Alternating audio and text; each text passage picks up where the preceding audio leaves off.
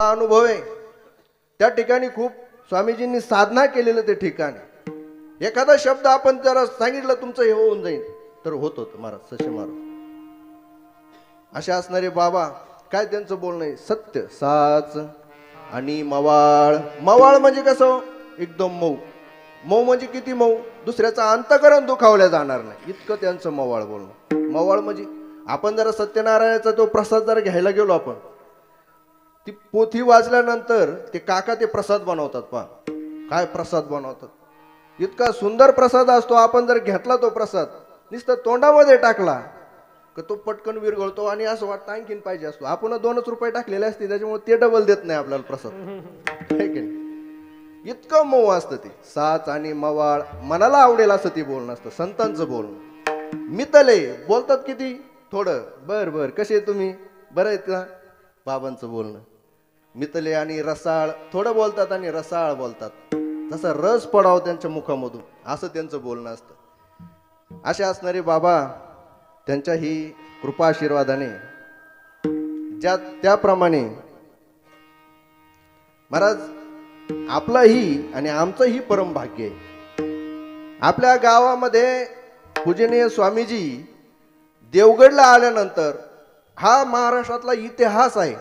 स्वामीजींची पहिली कथा कुठं झाली असेल आणि सुंदर अशा प्रकारचं नियोजन कोणी केलं असेल तर ते जळके या गावाचं नाव आल्याशिवाय राहणार। आमचे ज्येष्ठ श्रेष्ठ असणारे पूजनीय वंदनीय शशी महाराज त्यांनी अगदी आग्रह आणि स्वामीजींनी सांगितलं आणि स्वामीजींनी सांगितलं की महाराज शशी महाराजांनी सांगितलं कथा आपल्याला इथं करायची, स्वामीजींनी सांगितलं ठीक आहे। आणि मग त्यांची कथा या ठिकाणी झालेली। महाराज स्वामीजी हनुमानगडावर राहत असताना काय साधना केली ती साधना मी पाहिलेली स्वतः। माझं भाग्य असं आहे जेव्हापासून आम्ही आळंदीला गेलो सोबत स्वामीजी आणि आम्ही राहिलो, एका रूम मध्ये राहिलो, शिक्षण सोबत झालं। त्यानंतर इकडे गावाकडेही आलो, हनुमानगडावरही सोबत जवळजवळ 9-10 वर्ष आम्ही तिथं राहिलो। त्यानंतर स्वामीजींची निवड काय पूर्व पुण्यही असेल, आईवडिलांचं पुण्य असेल, ते पुण्य कामाला आलं आणि बाबाजींनी निरोप पाठवला की स्वामीजी देवगडची जबाबदारी तुमची। काय महाराज आनंदाला पारावार राहिला नाही आमच्या दोघांच्याही। आणि मग त्या हनुमानगडावर त्यांनी ती साधना केली, ती सगळी मारुतरायाची कृपा आहे। काय साधना केली ती साधना करत असताना मी पाहिलेलं आहे। आता थंडीचे दिवस आहे, आता थंडी कमी आहे, परंतु महाराज जानेवारी महिन्यामध्ये आपण जर मागं पाहिलं तर खूप थंडी असते।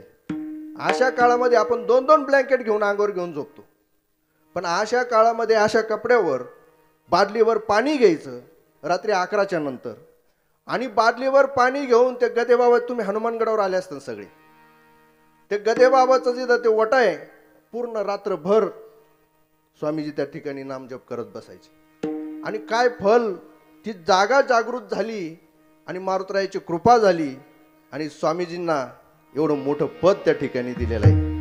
विठ्ठल विठ्ठल विठ्ठल विठ्ठल विठ्ठल विठ्ठल असे असणारे स्वामीजी यांच्या ही प्रेरणेने चालू असणारा हा अखंड हरिनाम सप्ताह आणि या गावामध्ये आज कीर्तन करण्याचा जो योग आलेला आहे, तो योग येण्याचं कारण म्हणजे आपले गावचे असणारे आमचे कैलास भाऊ थोरात असेल, शिवाजी भाऊ असतील, शिवाजी भाऊ सोलट, नितीन भाऊ आहे, मनोज परदेशी आहे, आम्ही संतोष भाऊ राऊत आहे।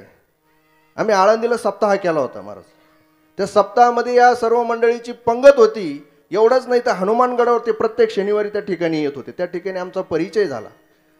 आणि मग त्यांच्या माध्यमातून पूजनीय वंदनीय आमचे शशी महाराज यांनी फोन केला, त्याचप्रमाणे आपले गावचे सरपंच आहे त्यांनी फोन केला, महाराज कीर्तनाची तारीख घ्या बरं का। आमचे पोलीस पाटील असतील यांनी सगळ्यांनी फोन केला आणि या ठिकाणी सेवा करण्याचा योग आला। विठ्ठल विठ्ठल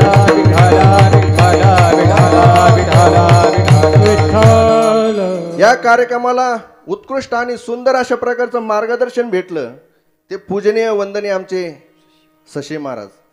महाराज गाथा पारायण करावं कोणी करावं असं जर कोणी विचारलं तर आमचे शशी महाराज काय पारायण करतात महाराज। आम्ही सोबत सप्ताह आलो होतो पुण्यामध्ये, एवढं त्या लोकांना पारायण आवडलं, आम्हाला तर आवडणारच, पण तिथले जे लोक होते त्यांनाही ते पारायण खूप आवडलं. असे असणारे आमचे ससे महाराज, त्यांचं आमच्यावर अगदी 15-20 वर्षापासून खूप प्रेम आहे. ते खूप ओळखतात मला आणि त्यांच्या मार्गदर्शनाने हा अखंड हरिनाम सप्ताह आहे. या सप्ताहाच्या निमित्ताने उपस्थित असणारे आपले सर्व गुणवान मंडळी, त्यामध्ये आमचे कृष्णा महाराज पाचपुते मृदंगाचार्य, आपल्या 1-2 तालुक्यामध्ये नक्कीच असा मृदंगाचार्य नसणार, मग छान वाजवतात. कृष्णा महाराज हे शिक्षण घेत असताना आमच्या तिथं आळंदीत राहत होते. तिथं नाही एवढी प्रॅक्टिस केली, पण काय माऊलीची कृपा झाली काय सांगता येत नाही. बरं, बोट कसे आहेत महाराज, एक एक अक्षर असं मोती पडावं असं एक एक अक्षर पडतंय, असे कृष्णा महाराज आहे. त्याचप्रमाणे ज्यांचं भजन मला अगदी सुरुवातीपासून आवडतं ते आमचे अशोक महाराज नेरफळ. लखमापूरमध्ये त्या ठिकाणी कार्यक्रमाला असताना ते कायम असायचे. कैलास भाऊ आहे आमचे सुरेगावचे, माऊली अमळनेरचे, हे आपले सर्व भजनी मंडळी. आता सगळ्यांचा परिचय नाही बरं का. त्यामध्ये आमचे वर्गमित्र नरोडे पाटील, दोघेही भाऊसाहेब भाऊ नरोडे आणि बाळासाहेब भाऊ नरोडे, आम्ही शाळेत होतो. ते या ठिकाणी आवर्जून, आणि महाराजांचं नाव काय, शिवचरण महाराजही त्या ठिकाणी उपस्थित आहेत. त्याचबरोबर आमच्यासोबत आलेले पाराजी अण्णा धाकतोडी, स्वामीजींची त्यांनी खूप सेवा केलेली. आणि त्यानंतर आमच्याही मागं तेवढेच खंबीरपणे उभा आहे असे असणारे पाराजी अण्णा.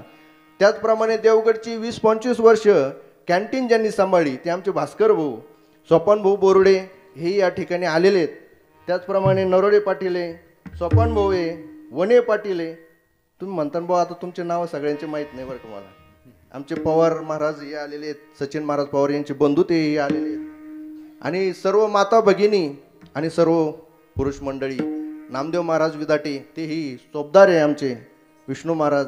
या सगळ्यांच्या सेवेसाठी आज जो अभंग घेतला तो अभंग श्री संत जगद्गुरु तुकोबराय यांचा 4 चरणाचा अभंग असून या अभंगामध्ये तुकोबराय संतांच्या विशेष स्वरूपाचं वर्णन करतात. विठ्ठल विठ्ठल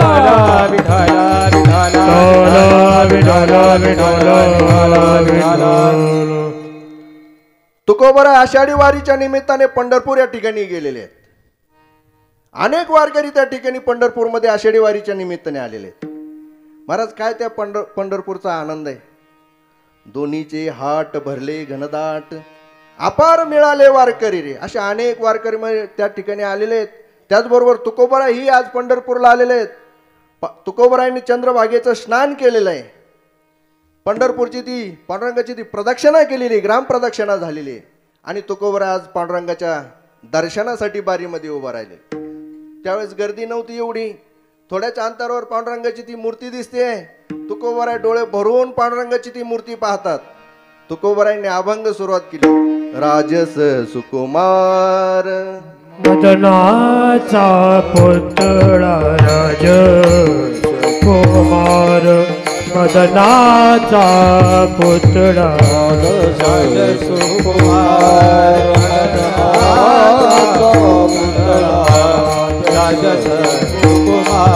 मदनाचा पुतळा, रवी शशी कळा लोपली जा, रवी शशी कळा लोपली या, राज कुमार मदनाचा पुतळा, राज कुमार मदनाचा पुतळा, रवी शशी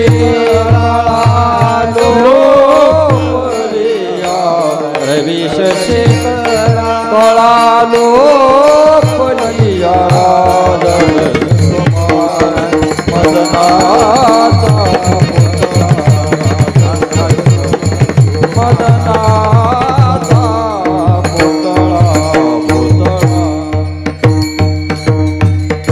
तुकोबरायांनी ते पांडुरंगाचं सुंदर अशा प्रकारचं स्वरूप पाहिलेलं आहे.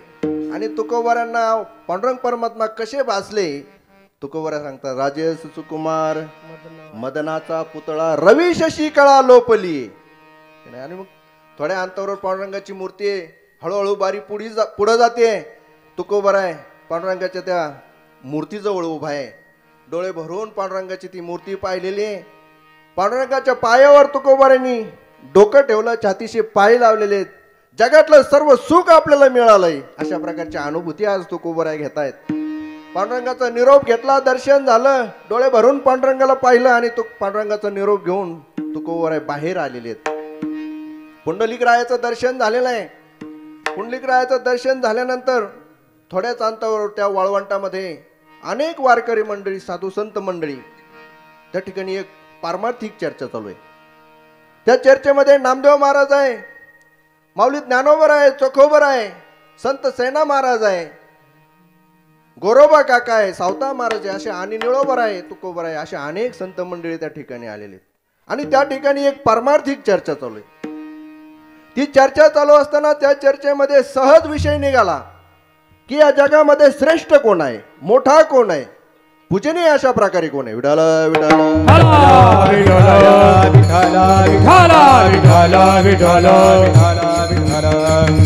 तसं पाहिले या दृष्टीनं तर जगात अनेक लोक नांदताना आपल्याला दिसतात. प्रत्येकाचं वैशिष्ट्य भिन्न भिन्न आहे. त्या त्या क्षेत्रामध्ये त्याला मोठंही मानलं जातं, श्रेष्ठही मानलं जातं. प्रत्येकाचं क्षेत्र वेगळं आहे. प्रत्येकाच्या त्या क्षेत्रामधला एक वेगळा आदर्श असतो. मृदंगाच्या क्षेत्रातला एखादा मोठा जो वाजवणार असेल तो त्याचा आदर्श असतो. खेळातला मोठा खेळाडू जो असेल तो त्याचा आदर्श असतो. म्हणजे वेगळ्या वेगळ्या क्षेत्रातील लोक त्या ठिकाणी बसलेले आहेत. आणि मग त्यामध्ये चर्चा चालू आहे, सगळ्यापेक्षा श्रेष्ठ कोण आहे, मोठा कोण आहे, पूजनीय कोण आहे, अशा प्रकारची चर्चा चालू असताना मग अनेक मंडळी मुलाखत घेण्याचं ठरलेलं आहे. त्या ठिकाणी अनेकांना प्रश्न विचारायला सुरुवात केलेली. कोण मोठा आहे त्यांनी उभा राहायचं, कोण मोठा आहे हे सांगायचं आणि का मोठा आहे हे सांगायचं.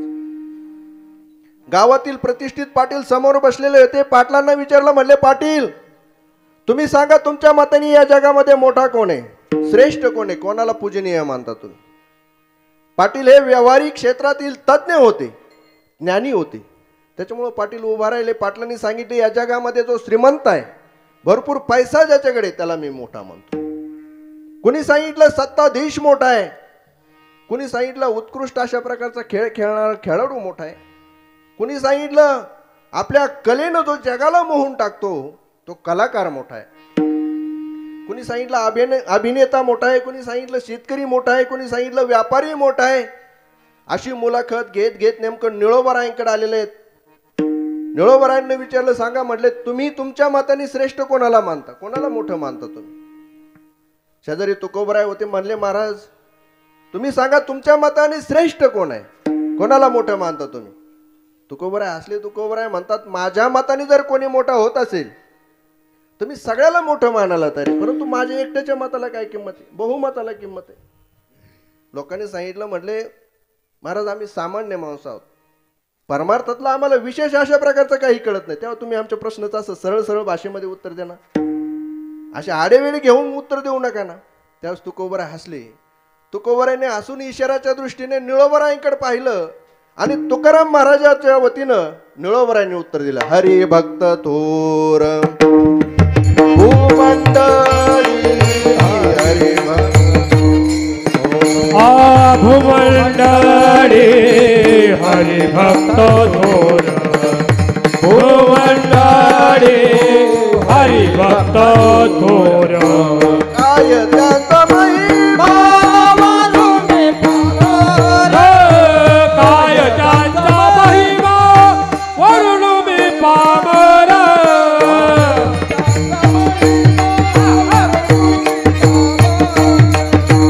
काय त्यांचा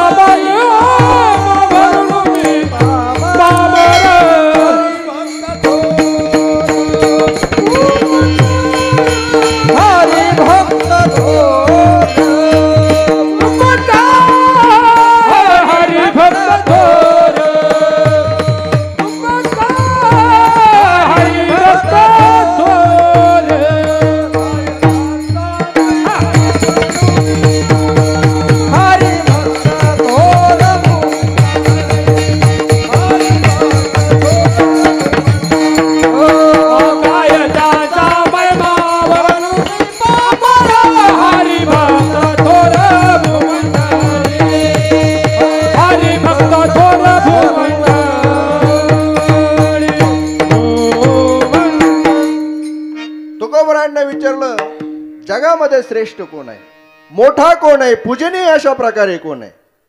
आणि तुकाराम महाराजांच्या वतीनं निळोबरांनी उत्तर दिलं, हरिभक्त थोर भूमंडळी. भूमंडळी हरिभक्त थोर आहे. या जगामध्ये भगवंताचे भक्त काय आहेत, मोठे आहेत, श्रेष्ठ आहेत, पूजनीय असे आहे, असं निळोबरांनी उत्तर दिलेलं आहे. महाराज हे उत्तर दिल्यानंतर तिथं वेगवेगळ्या क्षेत्रातील लोक बसलेले होते. महाराज त्यांच्या एका एकाच्या कपाळावर 4-4 आठे उमटलेले आहेत. हरिभक्त आणि मोठे श्रेष्ठ, वेगवेगळ्या क्षेत्रातले लोक, प्रत्येकाचा आदर्श वेगळा आहे ना. आणि मग हे उत्तर दिल्यानंतर एकेकाच्या कपाळावर आट्या उमटलेल्या, प्रश्नार्थक अशा प्रकारच्या आट्या उमटलेल्या आहेत. महाराज हाच प्रश्न जर भक्ताला विचारला, आजच्या हरिभक्ताला जर त्याच्याकडून सुद्धा असं उत्तर येणार नाही. कारण आजच्या हरिभक्ताला जर मान्य असतं हरिभक्त मोठे, त्यांनी आपले मुलंही हरिभक्त केले असते. पण तसं नाही. कोणी डॉक्टर करतंय, कोणी इंजिनियर करतंय, पैसा ज्या माध्यमातून कमावता येईल ते त्याला शिक्षण दिलं जातं. विठ्ठल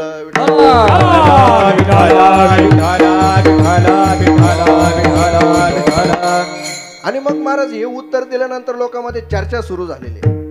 हरिभक्त थोर, हरिभक्त थोर, हरिभक्त थोर. लोक एकमेकांसोबत बोलू लागलेले, हरिभक्त थोर, कसे हरिभक्त थोर. आणि मग हे उत्तर ऐकल्यानंतर लोक गप्प नाही बसले. महाराज लोकांनी तुकोबरायांना प्रश्न विचारायला सुरुवात केली, निळोबरायांना प्रश्न विचारायला सुरुवात केली. प्रश्नाचा भडीमार तुकोबरावर निळोबरावर केला. म्हटले, का हो तुकोबराय, आजपर्यंत आम्ही अनेक लोकांच्या मुलाखती घेतल्या, अनेक लोकांना प्रश्न विचारले, पण असा प्रश्न आम्हाला आजपर्यंत कधीही पडलेला नाही.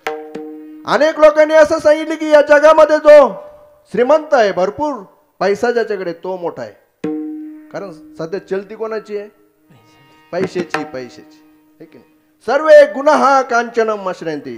धनवंता लागी सर्व मान्यता ही जगी, सर्व मान्यता ही जगी, सर्व मान्यता ही जगी. धनवंता लागे सर्व मान्यता ही जगी, सर्व मान्यता ही जगी, सर्व मान्यता ही जगी. ओ धनवंता लागी सर्व मान्यता हे जगी, सर्व मान्यता हे जगी, सर्व मान्यता हे जगी. धनवंता लागे सर्व मान्यता हे जगी, सर्व मान्यता हे जगी, सर्व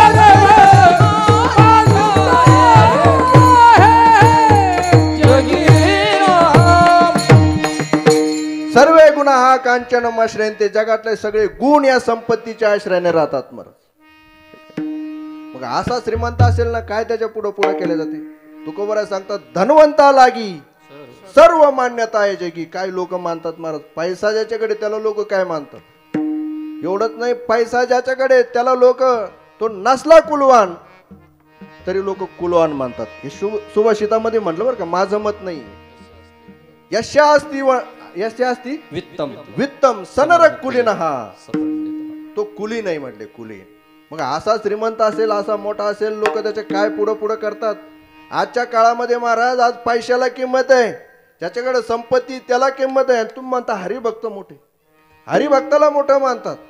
म्हणून आजच्या काळामध्ये जो श्रीमंत आहे त्याला मोठं मानलं तर आश्चर्य वाटण्यासारखं काय नाही. ज्याच्याकडे सत्ता आहे त्याला मोठं मानलं तर आश्चर्य वाटण्यासारखं काही नाही. कारण सत्तेमध्ये सामाजिक शक्ती आहे, आर्थिक शक्ती आहे. तपस्वी मोठा आहे असं म्हटलं तरी आश्चर्य वाटण्यासारखं काही नाही. तुम्ही म्हणता हरिभक्त मोठे, म्हणजे श्रीमंतापेक्षा हरिभक्त मोठे आहेत, सत्ताधीशापेक्षा हरिभक्त मोठे, कलाकारापेक्षा हरिभक्त मोठे. म्हटले सांगा असं काय या भक्तांकडे की जे श्रीमंताकडे, असं काय या हरिभक्तांकडे जे विद्वानाकडे नाही, जे कलाकाराकडे नाही, जे अभिनेत्याकडे नाही. हरिभक्त मोठे का आहेत. कारण मोठेपणा येण्यासाठी, श्रेष्ठपणा येण्यासाठी, थोरपणा येण्यासाठी कुठला ना कुठला विशेष गुणधर्म तुमच्याकडे असावा लागतो, की जो गुणधर्म इतरांकडे नाही आणि तो फक्त तुमच्याकडे, म्हणून तुम्हाला जगात काय मोठेपण प्राप्त झालं. त्याचं उदाहरण जर घ्यायचं ठरलं तर धातूमध्ये सोनं घ्या. सोन्याला मोठं मानतात का नाही. सोनं माहिती आहे का कोणाला इथं गावात सोनच माहित नाही का. संक्रांतीला तर अजिबात केलंच नसेल गावात कोणी, आहे का. सांगायचं नाही सांगितलं तर मग अवघड होईल ना. सोनं है की नाही. धातूमध्ये इतर धातूच्या तुलनेमध्ये सोन्याला मोठं मानलं जातं का नाही, श्रेष्ठ मानलं जातं का नाही, मानलं जातं का नाही. का श्रेष्ठ मानलं जातं, त्याला खूप वजन आहे म्हणून मानतात का, तर त्याचं गुणधर्म तसेच. म्हटलं काय गुणधर्म आहे. सोन्याचा पहिला गुणधर्म असा आहे, सोनं कितीही वर्ष जमिनीमध्ये राहिलं, मातीमध्ये राहिलं तर ते नासत नाही, गंजत नाही, खराब होत नाही. इतर जे धातू पाहिले, लोखंड, ते गंजत मातीच्या संगतीत आलं.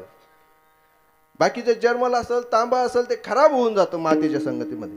पण सोनं महाराज असं आहे, अगदी ब्रह्म जर बाजूला ठेवलं तर सोनं हे अविनाशी आहे. आपण जुन्या काळामध्ये आपण काही गोष्टी ऐकतो, राजे राजवाडे त्यांच्या काळात ठेवलेलं सोनं अजून एखाद्याला वाडा जर उकारला ना, ते व्यवस्थित सापडतं. असं सोनं सापडतं गंजलेलं. तेव्हा सोन्याचा पहिला गुणधर्म असा आहे की सोन्याचा नाश होत नाही. सोन्याचा दुसरा गुणधर्म असा आहे, सोन्याला किंमतही भरपूर आहे. काय तोळा आहे सोनं? 60,000. बापरे, अरे मग मागे सोनं मी काही घेतलं नाही आणि दुकानात जायचा विषय नाही. सोन्याच्या दुकानात गेलो असेल तर सोन्या नावाच्या माणसाच्या दुकानामध्ये गेलो, सोन्याच्या दुकानात नाही गेलो. 60,000 रुपये तोळा सोनं आहे. मग मला सांगा लोखंड काय तोळा आहे? सांगा ना, हसाल काय, मी भाव विचारले काय तोळा आहे सोनं. म्हणले महाराज सोनं तोळ्यावर नाही, क्विंटलवर, टनावर विकल्या जातं, टनावर, है की नाही. तेव्हा श्रेष्ठपणा येण्यासाठी, थोरपणा येण्यासाठी कुठला ना कुठला विशेष गुणधर्म तुमच्याकडे असावा लागतो, की जो गुणधर्म इतरांकडे नाही आणि तो तुमच्याकडे, म्हणून तुम्ही सगळ्या जगामध्ये काय मोठे आहात, श्रेष्ठ आहात. तुम्ही जगामध्ये सगळ्यात श्रेष्ठ संतांना मानलेले, भक्तांना मानलेले, पूजनीय त्यांना मानले. म्हणजे सांगा असं काय विशेष आहे की त्याच्यामुळे जगामध्ये भक्त श्रेष्ठ आहेत? काय कारण आहे भक्त श्रेष्ठ असण्याचे? काय कारण? तुकोबरांना हा प्रश्न, जगामध्ये भक्त श्रेष्ठ का आहेत, पूजनीय का आहेत, वंदनीय का आहेत, हा अशा प्रकारचा प्रश्न विचारलेला आहे. महाराज संतांकडे गेल्यानंतर असं काहीतरी विचारलं पाहिजे. नंतर लोक आज जर आले ना तिकडं काही विचारतात. महाराज कोणी विचारतं, महाराज आमची शेळी दूध देत नाही. हनुमानगडावर तर लय अनुभव येतो, माझं पोरगच ऐकत नाही. तुमचंच ऐकत नाही तर आमचं कसं काय ऐकन ते. एक जण आला, बसला, मी बसलो होतो तिथं, आला म्हणजे हात जोडून बसला, बारीक तोंड झालेलं. त्याला विचारलं का हो भाऊ? हे काय नाही म्हणे, आलो म्हणे दर्शनाला. म्हणलं बरं बरं. काय नाही म्हणे, महाराज मारुतरायला एक नवस केला होता, एक नारळ घेतलं तिथून. म्हणलं जरा माझ्या बोरला जर पाणी लागलं तर मी 11 खेट्या करीन बुवा. म्हणलं मग तेव्हा नारळ नेलं म्हणे मी इथून, नारळ फोडलं, बोर सुरू केला, एवढं पाणी लागलं का तो घाला आवराना. म्हणलं वा वा वा, मग तो भारी काम झालं. म्हणलं भरपूर पाणी लागलं, पण मध्ये येणंच नाही झालं. म्हणलं माझं पाणी लागलं 2-3 महिने झाले, मग येणंच नाही झालं. मग त्याला म्हणलं आता कशाला आला? ते म्हणे पाणी गेलं ना म्हणे बोरचं. अशी लाबड माणसं आहे. तिथं मारुतरायाला सांगतात 11 खेट्या करीन, मग पाणी गेल्यावर चालले मग तिकडे, ऐक. तेव्हा तुकोबरांना आज प्रश्न जो विचारला तो अतिशय योग्य अशा प्रकारचा प्रश्न विचारला. संतांकडे गेल्यानंतर काय विचारलं पाहिजे? माझा उद्धार कशाने होईल? तो नारायण माझ्यावर कृपा कशी करेल? कै मी उद्धार पावेन,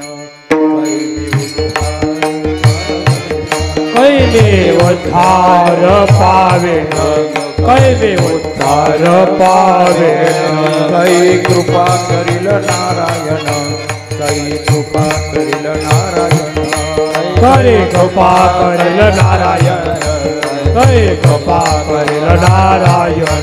ऐशे तुम्ही सांगा संत जन, ऐशे तुम्ही सांगा संत जन, ऐशे तुम्ही सांगा संत जन, ऐशे तुम्ही सांगा संत जन. करा समाधान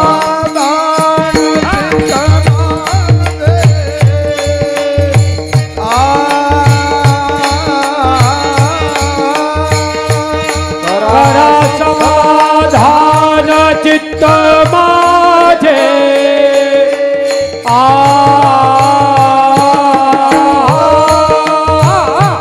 करा समाधान चित्त माझे.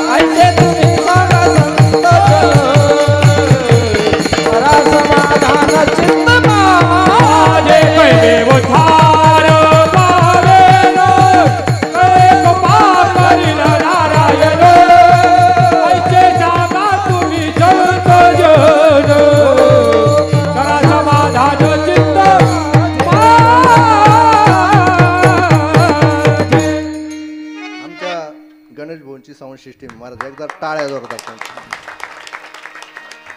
अगदी आमचे जुने सहकारी गणेश भाऊ म्हणजे आहे की नाही. सिस्टीम भरपूर सगळ्यांकडे राहते बरं का, पण कुठं काय पाहिजेत, किती आवाज द्यायला पाहिजेत हे फार कमी लोकांना समजतं. नाहीतर ते मशीन भरपूर पण नाव सिस्टीम जमत नाही. ते मराठी म्हणे ना, भासा भासा मसाला चव नाही कशाला. आमची पेटी मास्तर आहे कथेलाही ते सिंथेसायझर वाजवलं होते ते तुळशाई महाराज. तुकोबारायांना प्रश्न विचारला, संतांकडे गेल्यानंतर आपण काय विचारलं पाहिजे, माझा उद्धार कशाने होईल, तो नारायण कृपा कशी करेल. तर आज तुकोबारायांना जो प्रश्न विचारला अतिशय योग्य अशा प्रकारचा प्रश्न विचारला. काय प्रश्न विचारलाय, जगामध्ये श्रेष्ठ कोण आहे, पूजनीय कोण आहे. निळोबाऱ्यांनी उत्तर दिलं, हरिभक्त मोठे आहेत. मग का मोठे आहेत, ते का मोठे हे कळल्यानंतर आम्हीही त्यांना शरण जाऊ आणि आमच्या जीवनाचा उद्धार करून घेऊ. आता तुकोबाराय उभा राहिलेले आहेत. सर्व लोक मोठ्या आशेने तुकोबारायांकडे पाहतात. काय उत्तर देणार आहे तुकोबाराय. तुकोबाराय बोलू लागले, बाबा हो, जगामध्ये हरिभक्त मोठे आहेत, श्रेष्ठ आहेत असं आम्ही सांगितलं. त्याच्या अनेक कारण आहे म्हटलं, पण आता अनेक कारण एका वेळेस सांगता येणार नाही म्हणून तुम्हाला एकच कारण सांगतो. म्हटले सांगा काय कारण आहे. तुकोबाराय सांगतात, जगात कोणीही असो, श्रीमंत असो, सत्ताधीश असो, कलाकार असो, विद्वान असो, अभिनेता असो, खेळाडू असो, नाही तर कोणीही असो, सगळं जग या कर्माच्या अधीन आहे, सुखदुःखाच्या अधीन आहे. कर्म परतंत्र आहे सर्व. सगळे सुख. एवढंच नाही महाराज, सामान्य लोक कर्माच्या अधीन, यात विशेष नाही. या जगाची उत्पत्ती करणारा, पालन करणारा, पोषण करणारा जो परमात्मा आहे तोही कर्माच्या अधीन आहे. सगळेच कुणीच कर्माच्या बंधनातून सुटलेलं. जो नियता आहे, जगाची निर्मिती ज्यांनी केलेली आहे, ज्यांनी नियम घालून दिलेले आहे, तोही कर्माच्या अधीन आहे. सगळेच कर्माच्या अधीन महाराज, कुणीच कर्माच्या बंधनातून सुटलेलं नाही. वशम भावे भावानाम प्रतिकारो भवेत्यदी तदा दुःखेन लिपेनम नलराम युधिष्ठिरा. एक लहान मुलगा असतो, त्याच्या कर्माने ठरवलेलं असतं त्याला आयुष्यभर गोडच पदार्थ खाऊ द्यायचे नाही बर का. गोड पदार्थ खाऊ द्यायचे नाही त्यांना, गुळ पण नाही. त्याच्या नशिबाने ते ठरवलेलं असतं. लहान असतो, गोड पदार्थ खाण्याची खूप आवड असते, दात चांगले असते, कुठला आजार नसतो, परंतु खूप गरीब परिस्थिती असते. कारण ते साखर आणण्यासाठी, ते गोड पदार्थ आणण्यासाठी काय लागतात, पैसा लागतो. तो पैसा त्याच्याकडे नसतो. त्याची इच्छा असून, त्याला आजार नसून, इच्छा असून ते पदार्थ नाही खाता येत मला. आता तो हळूहळू मोठा होतो, नोकरीला लागतो, चांगले पैसा कमवतो, नंतर तो साखर कारखान्याचा मालक होतो. आता काय कमी महाराज साखरेला, आता साखरेलाही कमी नाही आणि पैशालाही कमी नाही. मग तो विचार करतो, आता आपण आजपर्यंत भरपूर अशा प्रकारचे कष्ट केलेले, भरपूर कष्ट केलेले, आता आपण काय करू, इथून पुढे राहिलेलं जीवन आहे, मस्त आनंदात जीवन जगू. आणि तो कारखान्याच्या त्या परिसरामध्ये राहून तो विचार करतो. तेवढ्यात त्याला अचानक चक्कर येतात, घाम येतो, दरदरून अशा प्रकारचा घाम येतो, डोळे पांढरे होते आणि खाली पडतो. खाली पडल्याबरोबर 2-3 सोबत सेवक असतात, ते उचलतात, दवाखान्यात नेतात. डॉक्टर ते चेक करतात, त्याला इंजेक्शन दिलं जातं, गोळी दिल्या जाते आणि तो शुद्धीवर आल्यानंतर डॉक्टर सांगतात, बाबा तुम्हाला साखर खाता येणार नाही. का म्हणले, तुम्हाला शुगर झालेली, डायबिटीस तुम्हाला झालेली. तो नाही हो डॉक्टर, मला साखर खायची आहे. लहानपणी मला गोड पदार्थ खाण्याची खूप इच्छा असायची, मला कुठला आजार नव्हता, दात चांगले होते, सगळं व्यवस्थित होतं, परंतु माझी गरीब परिस्थिती असल्यामुळे मला ते पदार्थ नाही खाता आले. पण आता मी मोठा झालोय, आता परिस्थितीने मोठा झालो आणि वयाने मोठा झालो, पैशाने स्विस बँकेपर्यंत पैसे गेलेले आहेत, साखरेच्या पोतांनी गोडाऊनचे गोडाऊन भरलेले आहेत. डॉक्टर साहेब मी साखर खाणार आहे म्हटले. डॉक्टरने सांगितलं, तुम्हाला जर साखर खायची असेल, हे गोड पदार्थ जर खायचे असेल तर अगोदर पाहुण्याला फोन करावा लागेल, लाकडं तिथं नेऊन ठेवावं लागेल, ते बांबू आणून ठेवावं लागेल, ते मडकं पण आणावं लागेल, नंतरच तुम्हाला ती साखर खाता येईल. मग मला सांगा, किती श्रीमंत असलं म्हणजे त्याला ते पदार्थ खाता येईल? कुठली सत्ता त्याच्या हातामध्ये असल्यानंतर त्याला ते गोड पदार्थ खाता येईल? महाराज श्रीमंतीने प्रारब्ध नाही बदलता येत. श्रीमंतीने आणि सत्तेने प्रारब्ध नाही बदलता येत. जोपर्यंत प्रारब्ध आहे तोपर्यंतच राहता येतं. प्रारब्ध जर संपलं, राजा असला तरी त्याला या जगातून जावं लागतं. विठाला विठाला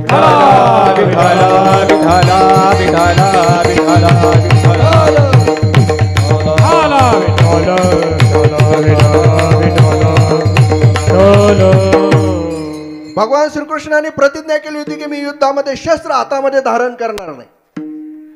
आणि पांडवांच्या बाजूनं भगवान श्रीकृष्ण रथ चालवण्यासाठी समोर बसलेले होते. है की नाही? आणि मग महाराज युद्ध सुरू झाल्यानंतर भीष्माचार्यांना सेनापती पद दिलेलं गेले. आणि काही काळामध्ये भीष्माचार्य म्हणजे काय त्यांचं वर्णन माऊलीने केलं आहे की नाही? माऊली म्हणतात यांचा एक बाण असा आहे की हे विश्वची होय संवारू, अशी शक्ती त्या भीष्माचार्यांची. प्रताप तेजस्वी भानू, प्रताप तेजस्वी भानू, जो भीष्म गंगानंद, हा जो भीष्मगंगानंदनू, असं वर्णन भीष्माचार्यांचं केलेलं आहे. भीष्माचार्य महाराज त्या रणांगणावर आल्यानंतर सगळ्यांना असं वाटायला लागलं आता पांडवांचं काही खरं नाही. ज्यांच्या एका बाणामध्ये अख्ख्या सृष्टीचा नाश होऊ शकतो असे भीष्माचार्य आलेले आज तेजपुंज रूप आहे. महाराज थोड्या काळामध्ये घनघोर अशा प्रकारचं युद्ध सुरू झालेलं आहे. म्हातारं होतं पण हा चांगलं चांगल्याला भारी पडत होतं. अनेक सैनिक मारलेले आहेत. त्या दिवशीचं युद्ध काहीतरी आगळं वेगळं झालेलं होतं. संध्याकाळच्या वेळेस युद्ध थांबलेलं आहे. भीष्माचार्य आपल्या शिबिरामध्ये आलेले आहेत आणि दुर्योधन रागाने तन करीत भीष्माचार्याकडे आलेला आहे आणि सांगितलं आचार्य तुमची वृत्ती काय व्यवस्थित दिसत नाही. म्हटले म्हणजे काय काय झालं काय? म्हणे तुम्ही खाता आमच्या बाजूनं, राहता आमच्या बाजूनं आणि युद्ध त्यांच्या बाजूनं करता. म्हटले पांडवांच्या बाजूनं तुम्ही युद्ध करता. महाराज ते शब्द लागले. सांगितलं तुम्ही असताना सैनिक मरणं म्हणजे काही विशेष नाही. पांडवांचा एक तरी सैनिक, तुम्ही पांडवांचा एक तरी पाचापैकी एक तरी मारायला पाहिजे होतं. भीष्माचार्यांनी प्रतिज्ञा केली, एक तर म्हणे उद्या निष्पांडव पृथ्वी करील, नाहीतर भगवंताला शस्त्र हातामध्ये धारण करायला लागेल. भगवंतांनी प्रतिज्ञा केली होती. महाराज प्रतिज्ञा केल्यानंतर सगळीकडे हाहाकार झाला. आता असं वाटायला लागला पांडवांचं आता काही खरं नाही. भीष्म प्रतिज्ञा म्हणतात त्याला. एकदा प्रतिज्ञा केली की ती पूर्णच होणार. भीष्माचार्य दुसऱ्या दिवशी युद्धासाठी आलेले. शंख वाजलेला आहे. पांचजन्यम ऋषिकेशो देवदत्तम धनंजयम पौंड्रम दद्मो महाशंकम भीमकर्मा अवरोकदारा. पण अशा प्रकारचे शंखाचा आवाज झालेला आहे. ते भेरी वाजल्या गेलेले आहेत. काही क्षणामध्ये घनघोर अशा प्रकारचं युद्ध सुरू झालेलं आहे. भीष्माचार्यांचं ते रूप पाहून देवाला सुद्धा भीती वाटलेली. एकामागे एक अमोघ अशा प्रकारचे शस्त्र भीष्माचार्य सोडू लागलेले आहेत. अर्जुन हताश झालेला आहे. अर्जुनाला वाटलं आता काही खरं नाही. गांडी ओम संस्कृती हस्ता व परिदय्यते. महाराज अर्जुन घाबरला नाही, पण आपलं गुरुवार्याचं ते कौशल्य पाहून आज डोळे दिपलेले आहेत अर्जुनाचे. भगवंतांनी मागं वळून पाहिलं. अर्जुनाचं सर्व शरीर रक्तबंबाळ झालेलं होतं. जसं पावसाळ्यामध्ये डोंगर पाझरावा त्या पाण्याने, तसं अर्जुनाचं सर्व शरीर रक्ताने पाझरत होतं. भगवंतांनी मागं वळून पाहिल्याबरोबर आपल्या भक्ताची अशी अवस्था देवाला नाही पाहत. भगवंतांनी रथाच्या खाली उडी मारली. मोडक्या रथाचं चाक हातामध्ये घेतलं आणि भीष्माचार्यावर मारायला धावलेले. पहिली प्रतिज्ञा जिंकली भीष्माचार्याने. हे की नाही? देवाला शस्त्र हातात धरायला लागले. भीष्मपण केला खरा, भीष्मपण केला खरा, भीष्मपण केला खरा, भीष्मपण केला खरा, भीष्मपण केला खरा. धनुर्धरा रक्षिले, धनुर्धरा रक्षिले, धनुर्धरा रक्षिले. भीष्मपण केला खरा, धनुर्धरा रक्षिले, धनुर्धरा रक्षिले, धनुर्धरा रक्षिले. ओ भीष्मपण केला खरा, धनुर्धरा रक्षिले, धनुर्धरा रक्षिले, धनुर्धरा रक्षिले. भीष्मपण केला खरा, धनुर्धरा रक्षिले, धनुर्धरा रक्षिले, धनुर्धरा रक्षिले.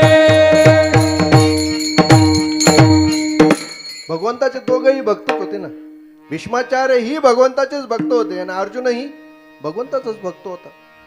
मग देवाने आपला आत्मसन्मान सोडला महाराज त्या ठिकाणी. अर्जुन खाली उतरलेला आहे. अर्जुनाने भगवंताचे पाय धरले. अरे देवा काय करतो तू? प्रतिज्ञा केलेली युद्धामध्ये शस्त्र हातामध्ये घेणार नाही म्हणून. आणि जाऊ दे मरू दे म्हणे माझी ती प्रतिज्ञा. अरे लोक तुला नाव ठेवतील, ठेवू दे मला नाव. नाव ठेवलं तरी काय हरकत नाही म्हणले, पण माझ्या भक्तावर संकट येता कामा नये. भीष्माचार्यांनी शस्त्र खाली ठेवलेले आहेत पहिली प्रतिज्ञा पूर्ण झाल्यानंतर. भगवान श्रीकृष्ण रथामध्ये बसले. अर्जुनाला सांगितलं सोड बाण म्हटले. भगवंताने आज्ञा दिल्यानंतर अर्जुनाने काय महाराज ते रौद्र रूप झालेलं आहे. अर्जुनाने साफ बाण सोडलेले आहेत. भीष्माचार्यांचं सर्व शरीरामध्ये ते बाण घुसले आणि भीष्माचार्य त्या शरीर पंजरीवर पडलेले. बाणाच्या त्या शेवर भीष्माचार्य पडलेले. भगवंताचं नामस्मरण चालू आहे. श्रीकृष्ण गोविंद हरे मुरारे हे नाथ नारायण वासुदेव श्रीकृष्ण गोविंद हरे मुरारे. भजन करा एक मिनिट. हे नाथ नारायण वासुदेव श्रीकृष्ण गोविंद हरे मुरारी. हे नाथ नारायण वासुदेव श्रीकृष्ण गोविंद हरे मुरारी. हे नाथ नारायण वासुदेव.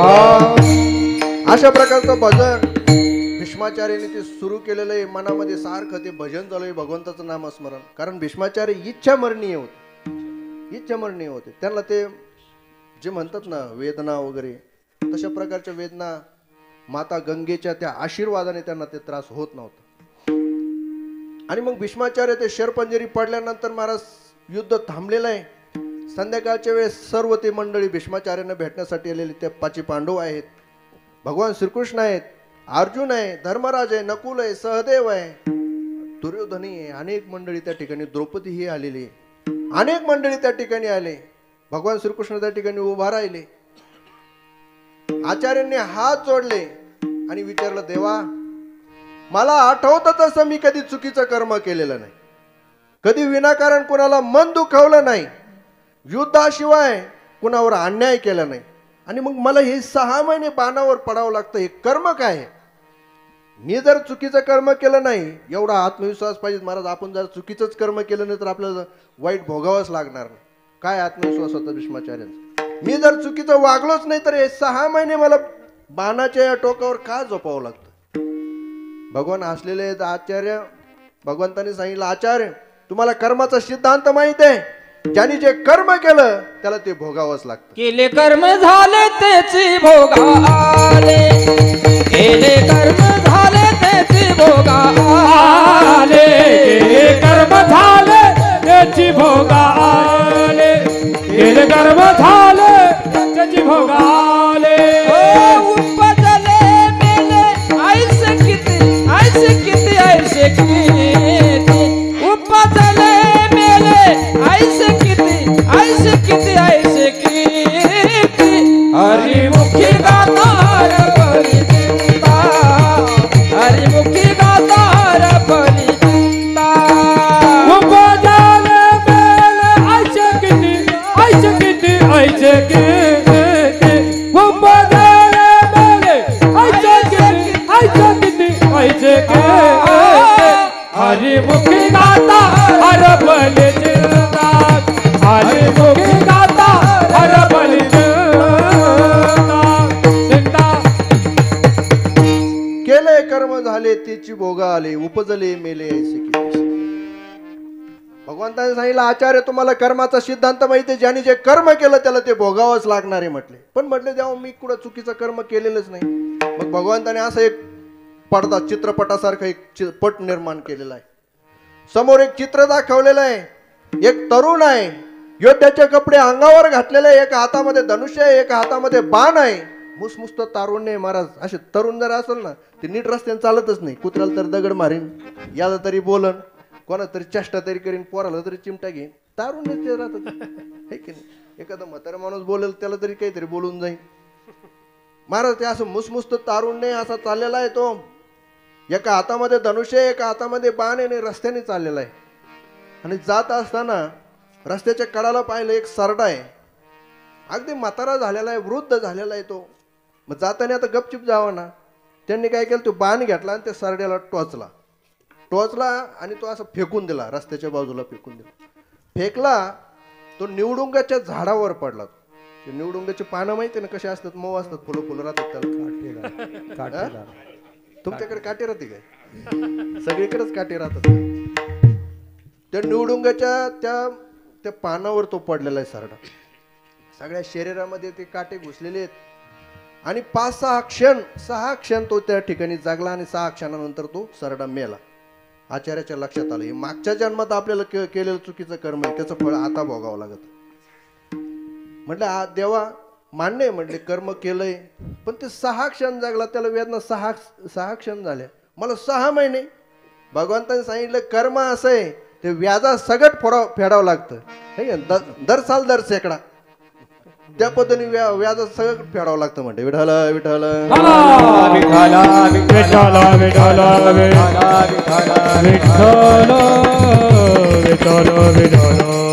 कर्म आहे महाराज. वशम भावे भावानां प्रतिकारो भवेत यदि तदा दुःखेन निप्पेनम नलराम युधिष्ठिरा.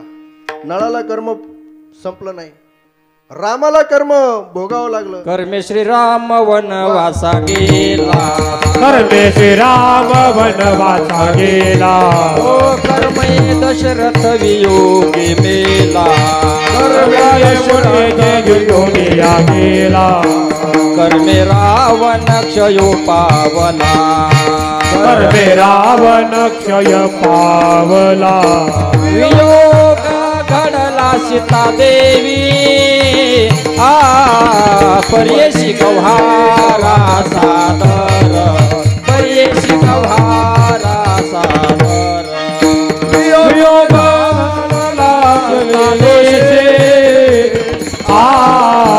पर्येशी गव्हारा सादर,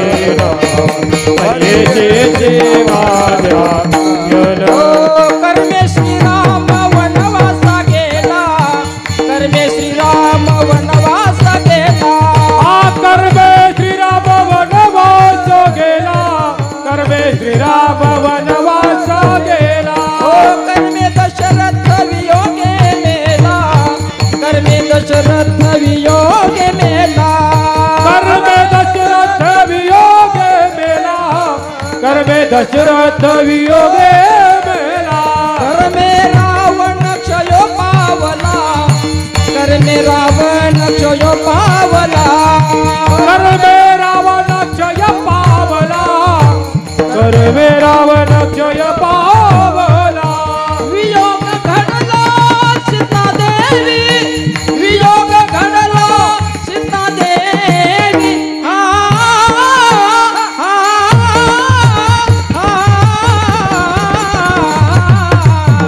वियोग घडला सीता देवी, पर्येशी गव्हारा सादर, पर्येशी गव्हारा सादर, पर्येशी गव्हारा सादर, पर्येशी गव्हारा सादर. वियोग घडला सीता देवी, वियोग घडला सीता देवी.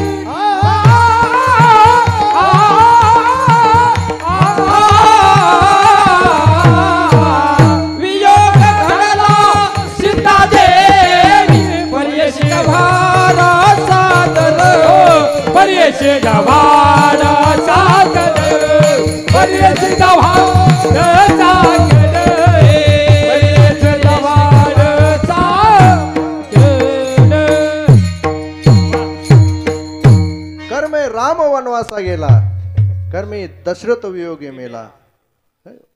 वियोग घडला सीतादेवी.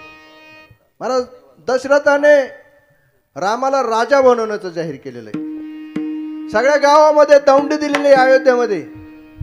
आता काय महाराज चालू आहे, काय आनंदाचं वातावरण आहे. आपण भाग्यवान आहे महाराज. आपल्या काळामध्ये आपल्याला प्रभू रामचंद्राचं मंदिर पाहायला भेटतं. अनेक पिढ्या गेल्या त्याच्या मागे. आणि खरंच आपलं खरंच आपण खूप भाग्यवान आहे. आपले बाबा 94-91 साली मला वाटतं तिथं सप्ताह केला होता ससे महाराज. त्यावेळेस काही लोकांनी त्यांना ती मिरवणूक असते ना आपली भजन दिंडी, दिंडी काढू दिली नाही. तेव्हा स्थानबद्ध बाबांना केलेलं होतं. अगदी फार काळापासून बाबांची ती इच्छा आहे, संतांनी केलेली इच्छा भगवंताला पूर्ण करावं लागते. ते आता आपल्या सर्वांना आनंदाचे दिवस आहे. ते मंदिर थोड्याच दिवसामध्ये आपल्याला पाहायला भेटणार आहे. मग असे असणारे प्रभू रामचंद्र त्या अयोध्येमध्ये घोषणा केली, उद्यापासून अयोध्येचा राजा राम आहे राम, अशा प्रकारची दौंडी दिल्या गेली. झालं मग चारी समुद्राचं पाणी आणलेलं आहे. नारळाच्या फांद्या, केळीचे खुंट, ऋषीमुनींना बोलवलं, सगळ्याला आमंत्रण दिलं, मोठा मंडप घातलेला आहे. सोनोनी पाटलांची माईक सिस्टीम बोलवली, त्यावेळेस नव्हते ते. आणि मग महाराज अशी होती सिस्टीम, असं त्यावेळेस विमान होतं म्हणलं सिस्टीम तर असनच ना, ठीक आहे ना. आणि मग महाराज अशी सगळी तयारी झालेली. कशाची तयारी झाली? तयारी कायची झाली? राज्याभिषेकाची सगळी तयारी झाली. झाला तर उद्या प्रभू रामचंद्र राजगादीवर बसणार. पण कर्माने सांगितलं नाही, रामाला अजून राजगादीवर बसता येणार नाही. ज्या मुहूर्तावर राजगादीवर बसायचं होतं त्याच मुहूर्तावर वनवासाचे कपडे अंगामध्ये घालून, पायामध्ये खडावा घालून वनवासाला जावला. कुणाला? प्रभू रामचंद्र, भगवंताचा पूर्ण अवतार असणारे प्रभू रामचंद्र. त्यांची कर्म कहाणी महाराज, त्यांना ही कर्म चुकलं नाही. इकडे चित्रकूटापर्यंत जाईपर्यंत दशरथ राजा पुत्रवियोगाने मृत्यू पावलेला आहे. भरताला बोलवलं, भरतानी आपल्या पित्याचे उत्तर कर्म उरकलेले आहे सगळे. पण भरताचं प्रभू रामचंद्रावर प्रेम होतं, कारण आईने हे कुठाने कुणासाठी केले होते? भरताने राजा व्हावं म्हणून केले होते ना. पण भरताने सांगितलं नाही, अयोध्येचा राजा राम आहे आणि रामच राहणार. आजच्या काळात जर असलं तसं तर त्याला येऊच दिलं नसतं इकडे, त्याच्या वाटा आपल्याला भेटला असतं ना. बरं, ते सत्ययुग होतं. भरताने सांगितलं नाही, अयोध्येचा राजा राम आहे आणि रामच राहणार आहे, त्या राजगादीचा मी नाही स्वीकार करणार. सगळ्यांनी सांगितलं ते तर वनवासाला गेलेले आहेत. म्हटले आपण जाऊ, दर्शन घेऊ प्रभू रामचंद्राचं, आणि त्यांना आग्रह करून मागं घेऊन. मग सर्व मंडळी त्या चित्रकूटावर आलेले आहेत. लक्ष्मणाला पाहिलं, लक्ष्मणाने प्रभू रामचंद्राने भरताला पाहिलं. महाराज काय आनंद आहे. भावाला भावानी पाहिल्यानंतर आनंद निर्माण व्हावा असं वागणं एकमेकाचं असं. महाराज काय आनंद वाटला. प्रभू रामचंद्र, माझा भरत आलेला आहे मला भेटायला. महाराज भरत जवळ आलेला आहे. भरताने लोटांगण घातलंय, प्रभू रामचंद्राच्या पायावर मस्तक ठेवलेलं आहे, आलिंगन दिलंय प्रभू रामचंद्राला. आणि भरत विनंती करू लागलेला आहे, प्रभू तुम्हाला अयोध्येमध्ये यावं लागेल. अयोध्येची राजगादी ही तुमची आहे आणि तुम्हालाच ती सांभाळावं लागणार.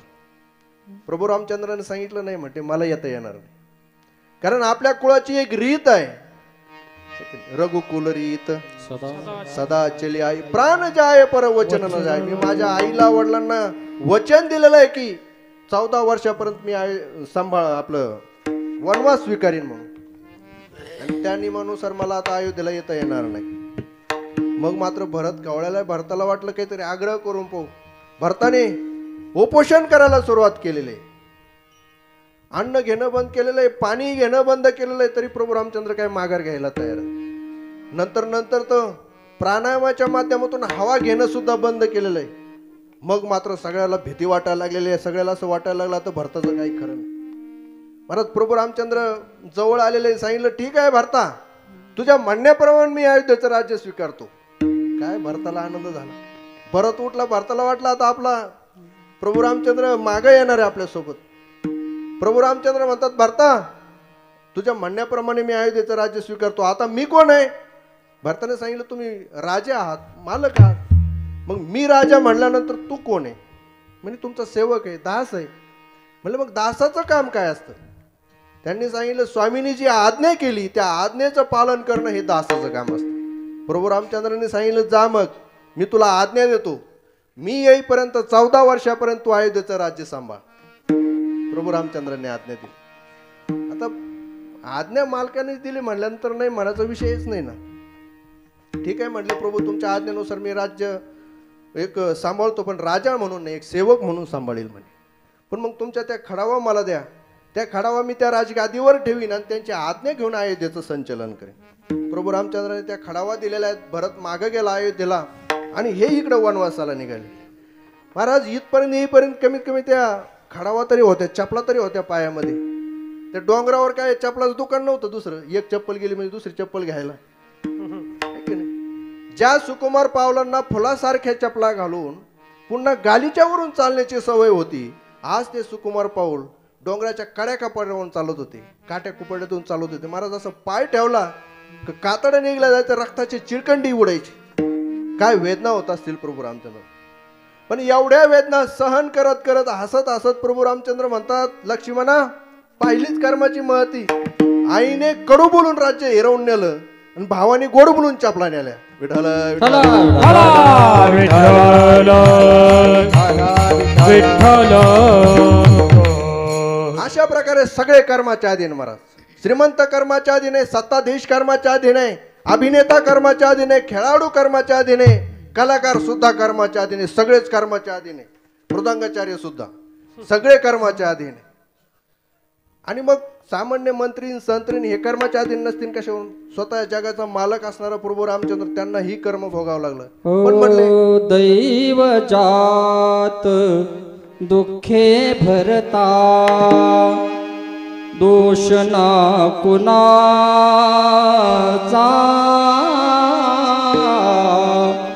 पराधीन आहे जगती पुत्र मानवाचा,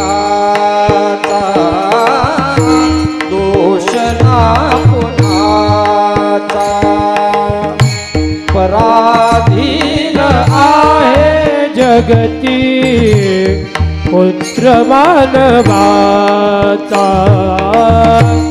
दोष ना कुणाचा. दोन बोटाची होते सागरात भेट, एक लाट थोडी दोघा पुन्हा नाही भाट. क्षणिक देवी आहे बाळा मेळ मानसाचा, पराधीन आहे जगती पुत्र मानवाचा, दोष ना कुणाचा. पराधीन आहे जगती पुत्र मानवाचा, दोष ना कुणाचा. म्हणजे महाराज तुम्ही भक्तांचं वैशिष्ट्य सांगत होते, मग भक्तांचं वैशिष्ट्य सांगा ना. म्हणते भक्त श्रेष्ठ काय आहेत, मोठे काय आहेत, तुकोबरे सांगतात त्याचं कारण हेच आहे की हे सगळे लोक जरी कर्माच्या अधीन असले पण आमचे भक्त कर्माच्या अधीन नाही. भक्ताला कुठल्याच प्रकारचं कर्म भोगावं लागत नाही. प्रारब्ध कर्म नाही, क्रियमान कर्म नाही, संचित कर्म नाही. अभंगाच्या प्रथम चरणामध्ये प्रारब्ध प्रारब्ध क्रियामान, प्रारब्ध क्रियामान, प्रारब्ध क्रियामान, प्रारब्ध क्रियामान, प्रारब्ध क्रियामान, प्रारब्ध क्रियामान, प्रारब्ध क्रियामान, क्रियामान, प्रारब्ध क्रियामान. भक्त संचित नाही दान, भक्त संचित नाही दान, देव अवघा देवाची झाला पाहे, अवघा देवाची झाला पाहे, अवघा देवाची झाला पाहे, पाहे अवघा देवाची झाला पाहे. ओ भक्ता संचित नाही दान, भक्ता संचित नाही दान, अवघा देवाची झाला पाहे, अवघा देवाची झाला पाहे, अवघा देवाची झाला पाहे, अवघा देवाची झाला पाहे.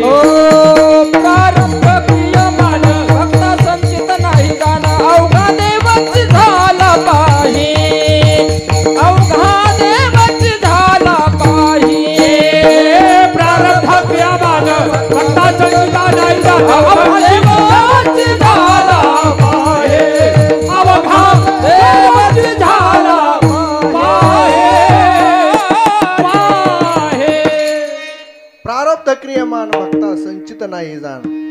लोकांना सांगितलं, म्हटले तुकोबरांनी सांगितलं, म्हटलं ऐका, भक्ताचं वैशिष्ट्य हे एक, जगातले सगळे लोक, श्रीमंत असो, कलाकार असो, विद्वान असो, कुणीही असो, सगळे कर्माच्या अधीने, सुख दुःखाच्या अधीने, पण आमचे भक्त कर्माच्या अधीने. प्रारब्ध क्रियमान भक्ता संचित नाही जाण. तुकोबराय म्हणतात, बाबा आम्ही जगामध्ये भक्त मोठे आहेत असं सांगितलं, त्याचं हे कारण आहे की सगळे जग कर्माच्या अधीने, पण भक्त कर्माच्या अधीने. कर्माचे 3 प्रकार आहे, तसे 2च प्रकार. एक क्रियात्मक कर्म आहे आणि एक भोगात्मक कर्म आहे. क्रियात्मक कर्म म्हणजे आपण जे आता करतो त्याला क्रियमान कर्म म्हणतात. आणि भोगात्मक कर्म मध्ये 3 प्रकार आहे. एक क्रियमान कर्म आहे, दुसरं संचित कर्म आहे आणि प्रारब्ध कर्म आहे. कधी कधी माणसाला जीवनामध्ये खूप त्रास होतो, सगळ्या बाजूने संकट येतात, निराश होऊन जातो, डोक्याला हात लावून बसतो, म्हणतो बाबा आम्हालाच का भोगावं लागतं, आमच्याच वाट्याला काय येतं, आम्ही एवढं चांगलं वागतो, देवदेव करतो, देवाला 2 टाइम पाणी घालतो, एवढं सगळं करतो, तरी दुःख आमच्याच वाट्याला काय येतं, आम्हालाच का भोगावं लागतं, आम्हालाच का भोगावं लागतं. महाराज तुकोबराय म्हणतात, बाबा तू जन्माला का आला, काय येतो माणूस जन्माला, कर्म भोगण्यासाठी येतं ना. आपण आपली इच्छेने जन्माला येतो का, आपल्याला विचारलं जातं कुठं जन्माला जायचं, कुणाच्या घरी जन्माला जायचं, मग का जन्माला यावं लागतं, कर्म भोगण्यासाठी. माऊली ते भोगावया यावे सुख दुःखावे, यावे भोगावया यावे सुखाए का, भोगावया यावे हे आहे का, कर्म जे मुरावे, जगती जे मुरावे, सुख दुःखे फळायावे, दुःखे फळायावे, भोगावया यावे ते हाय का, ते भोगावया यावे ते हाय का, ते भोगावया यावे ते हाय का, ते भोगावया यावे ते हाय का.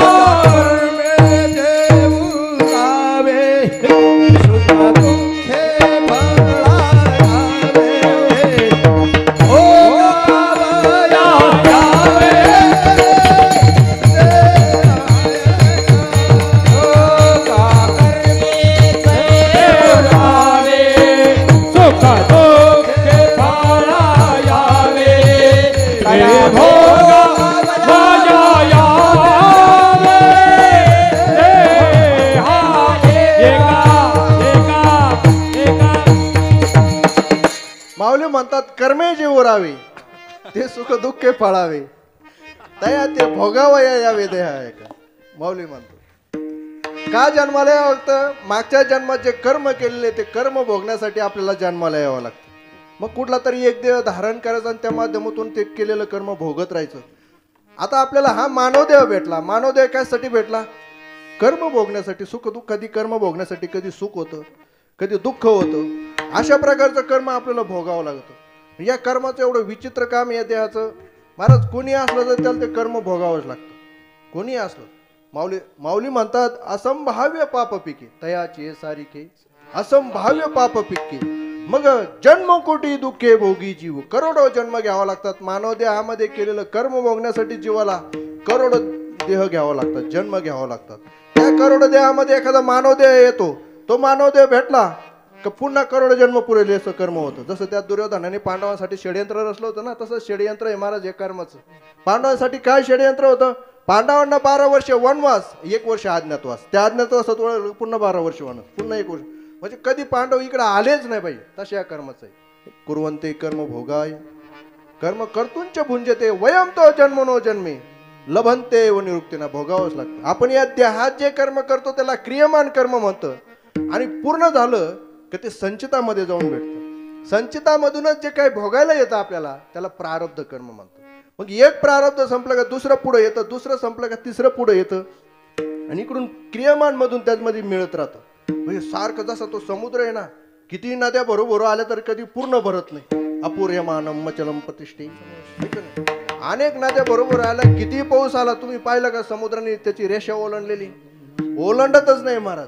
कारण त्याचं कारण असं आहे, उन्हाळ्यामध्ये पुन्हा त्या पाण्याची वाफ होती, ते आकाशात जातं, आकाशातून पुन्हा जमिनीवर पडतं, नदीच्या नाल्याच्या माध्यमातून ते पुन्हा समुद्रात जातं. हे जसं जलचक्र आहे तसं एक कर्माचं चक्र आहे. क्रियमान कर्म झालं का संचितामध्ये जातं, संचितामधूनच प्रारब्धामध्ये येतं. विठाला विठाला विठाला विठाला विठाला विठाला विठाला. कधी कधी आयुष्यामध्ये माणसाला खूप त्रास होतो महाराज.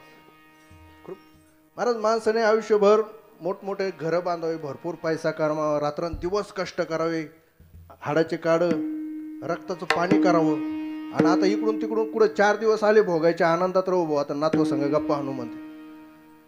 त्याला ते आयुष्य मिळत नाही, ते मरून जातं. ते मेला का पुढचा जन्म भेटतो. तो जन्म भेटला का पुन्हा पहिल्यापासून सुरुवात. पहिला काही संबंध राहत नाही महाराज. पहिल्या जन्मात कमावलेले पैसे त्याला वापरायला भेटत नाही.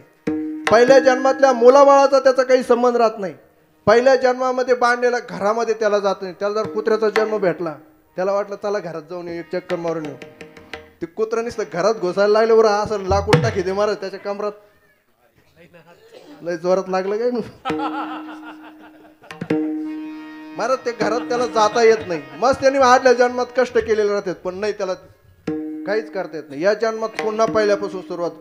पहिल्यापासून पहिलीला जा, दुसरीला जा, ते सिनियर केजी काहीतरी आलं ती, ठीक आहे नाही, सिनियर केजी ज्युनियर केजी, त्याच्यानंतर मग पुढं पहिली. आम्हाला नव्हतं भाऊ, पहिलीच होते डायरेक्ट.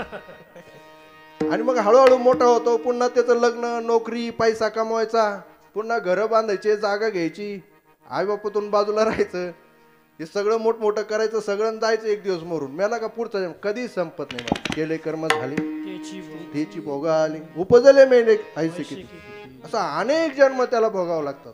पण तुकोबराय म्हणतात आमच्या भक्तांचं वैशिष्ट्य हे आहे की भक्त म्हणून जर ते जन्माला आले तर त्यांना हे कर्म भोगावं लागत नाही. प्रारब्ध कर्म नाही, क्रियमान कर्म नाही, संचित कर्म नाही. विठाला विठाला विठाला विठाला विठाला विठाला. तुकोबराय म्हणतात बाबा, म्हटले महाराज हे कर्म का त्याला भोगावं लागत नाही. त्याचं कारण असं आहे की ते अखंड भगवंताचं नामस्मरण करत राहतो. कधी मध्ये नाही, सप्ताहाला तेवढं पुरतं टाळ्या वाजल नाही, अखंड भगवंताचं नामस्मरण करत राहतात. मग अशाच भक्ताचं कथेमध्ये, ग्रंथांमध्ये अशा भक्तांचं वर्णन केलेलं असतं की ज्यांनी नामस्मरण करून, सदाचरण करून आपलं जीवन दिव्य बनवलेलं आहे बाबांसारखे. महाराज असे जे भक्तांचं वर्णन संतांनी केलेलं असतं. आपण कोणाला भक्त मानतो? उगा कसे तरी कपडे घातलेले आहेत, मोठी दाढी वाढवलेली आहे, बिडी काढीसाठी टपरीवर 1-2 रुपये मागणाऱ्याला आपण भक्त म्हणतो.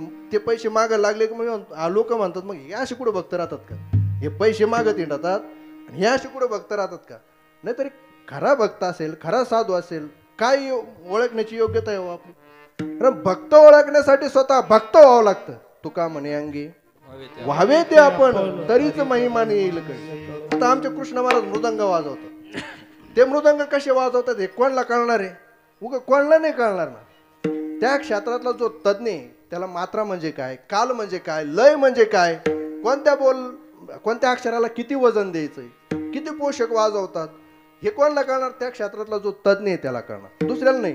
तसं भक्त जे आहे, भक्त ओळखण्यासाठी स्वतः अंगाने भक्त व्हावं लागतं, तेव्हाच भक्त कळू शकतो. आता कृष्ण महाराज वाजवतात, एक बोल वाजव, चक्रधर वाजव एक मस्त.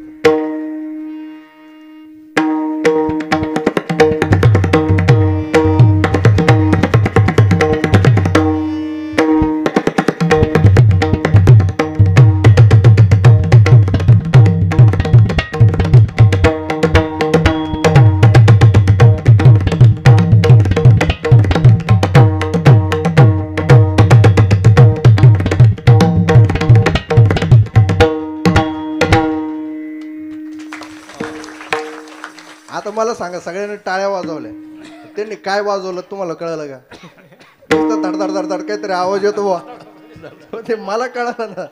तालात वाजवला का, मात्र्यात वाजवला का, लयत वाजवला का? मग ते ओळखण्यासाठी, भक्त ओळखण्यासाठी भक्त व्हावं लागतं. तुका म्हणे अंगे व्हावे जे आपण, तरीच महिमा नाही येईल कळू. आणि मग जे असेल ते समोर येतं त्यालाच भक्त मानतात लोक, फसतात. मग महाराज भक्ताचं कर्म हे नामाने वा ज्ञानाने जळून भस्म होतं, क्रियामान कर्म होत नाही, ठीक आहे नाही. तुका म्हणे अंगे व्हावे जे आपण, तरीच महिमा. आणि मग जे कर्म आपण जे करतो भक्ताच्या जीवनामध्ये, तेही कर्म होत नाही. झुंजारती एक विष्णुदास जगी, पाप पुण्य अंगी नातळे त्या. कर्म करत असताना कर्म निस्वार्थ रीतीने घडत असेल, कर्म करत असताना कर्म फलाचा अभिमान त्या ठिकाणी नसेल, तर त्या कर्माचं फल त्याला भोगावं लागेल. नमाम कर्मानि लिंपंती नमे कर्म फले स्पृहा.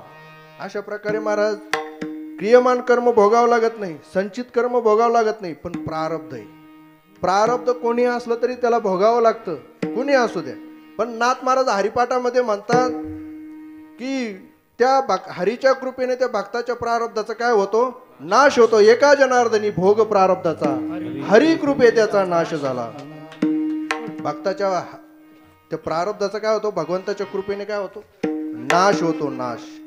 महाराज असं संतांच्या चरित्रामध्ये अशा अनेक आपण कथा ऐकलेल्या आहे की ज्यांच्या सामर्थ्याने भक्ताचं प्रारब्ध बदललेलं आहे.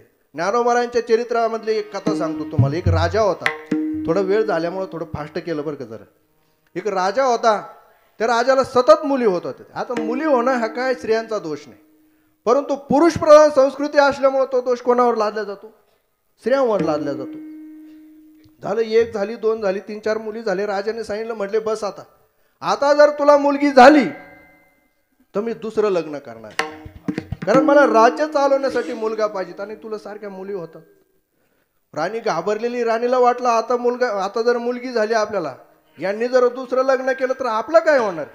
घाबरली, रडू लागली. पण दाशी हुशार होती. दाशीनं सांगितलं, राणी साहेब घाबरू नका, मुलगा होणं न होणं हे आपल्या हातामध्ये नाही, जेव्हा होईल तेव्हा बघून घेऊ म्हणे. त्या बाईचं प्रारब्धच एवढं प्रतिकूल होतं. त्याही वेळेस तिला काय झाली, मुलगी झाली. परंतु यांनी षडयंत्र रचलं.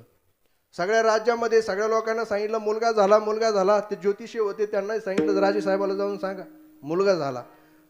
मग तो ज्योतिषी राजेसाहेबांकडे गेला. राजेसाहेबाला सांगितलं, राजेसाहेब मुलगा झाला. म्हटले तुम्हाला पण एक अट आहे. म्हटले काय अट आहे, तुम्हाला 12 वर्ष त्या मुलाला पाहता येणार नाही. राजाला आनंद झाला होता. राजाने सांगितलं ठीक आहे म्हणले राजेसाहेब, ज्योतिषी बुवा ठीक आहे म्हटले, नाही पाहणार 12 वर्ष. सगळ्या राज्यामध्ये साखर वाटलेली. यांनी षडयंत्रच असं केलं होतं की त्या मुलगीच होती, पण ते संस्कार सगळे मुलाचे करण्यात आले. ते चालणं मुलासारखं, घोड्यावर बसणं, शस्त्र सगळे संस्कार मुलाचे. मग पूर्वी जर थोडेसे त्या राजाने काय केलं, शेजारच्या राज्यातली मुलगी लग्न लावलं. ती मुलगी काय नादायला लागली. मुलगा मोठा झाला, ती मुलगी मग मात्र ती ज्या वेळेस नांदायला आली, लक्षात आलं आपला याच्या बरोबर तो कोणी पुरुष नसून तीही आपल्यासारखी. काय अधिकार आहे म्हणलं तुम्हाला माझ्या जीवनाशी खेळण्याचा, का घात केला तुम्ही. झालेला सगळा प्रसंग त्यांनी सांगितलेला आहे. ते निघून गेलेली मुलगी, याला वाटलं आता ही राज्यात जाईन, आपल्या बापाला सांगन, तो राजा सैनिक घेऊन येईन, गावामध्ये आपली नाचक्की होईल, थुकतील लोक, दगड्यांनी मारतील. असं अपमानित जीवन जगण्यापेक्षा मेलेलं बरं. पहाटच उठलेला आहे, घोडा घेतलेला आहे, एक दाव सोबत घेतलेलं आहे, जंगलाच्या दिशेने भरधाव घोडा चाललेला आहे. मोठं झाड होतं, त्या झाडाला तू दोरी बांधली, गळ्यामध्ये अडकवणार. सुंदर असा टाळाचा आणि मृदंगाचा आवाज आला. ज्ञानोबा तुकाराम, ज्ञानोबा तुकाराम, ज्ञानोबा तुकाराम, ज्ञानोबा तुकाराम, ज्ञानोबा तुकाराम. आणि मग ती दिंडी अशी भजन करत करत त्या झाडाजवळ आलेली. त्या दिंडीमध्ये कोण होते, ज्ञानोबराय होते, निवृत्तीनाथ महाराज होते, मुक्ताबाई होते, सोपन काका होते, सर्व संत मंडळी आळंदीला चालले होते वारीसाठी. ते झाडाबरोबर आल्यानंतर त्या झाडावरून उडी टाकून दिलेली. साधू म्हणून ज्या महात्म्याचे पाय धरले, ते पाय कुणाचे होते, ज्ञानोबरायांचे ते पाय होते. महाराज पायावर डोकं ठेवलेले, डोळ्यातून गळगळ गळगळ अशा प्रकारचे अश्रू येतात. आपल्या आशिवानी ज्ञानोबरायांच्या पायाचा अभिषेक केलेला आहे. ज्ञानोबराय म्हणतात उठ ना बाबा, आता जाऊ दे ना, आमचे वारकरी पुढे गेले.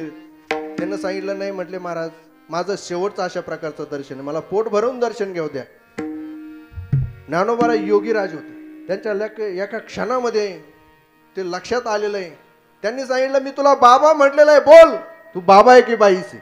एका क्षणामध्ये त्या देहामध्ये बदल झाला. तीही निमिष मात्रे देह पालटीला, स्त्रियेचा तो केला पुरुष उभा. म्हणजे संतांचं सामर्थ्य हे की स्वतःला प्रारब्ध भोगावं लागत नाही, यात विशेष नाही, दुसऱ्याचाही ते प्रारब्ध काय करू शकतात, बदलू शकतात. विठोबार कुमार, जय जय जय जय विठोबार कुमार, विठोबार कुमार, विठोबार कुमार, विठोबार कुमार, विठोबार कुमार. ज्ञानेश्वर माऊली, जय जय ज्ञानेश्वर माऊली, ज्ञानराज माऊली तुकाराम. ज्ञानेश्वर माऊली, जय जय ज्ञानेश्वर माऊली ज्ञानराज माऊली तुकाराम श्री समर्थ सद्गुरु किशनगिरी महाराज श्री समर्थ सद्गुरु किशनगिरी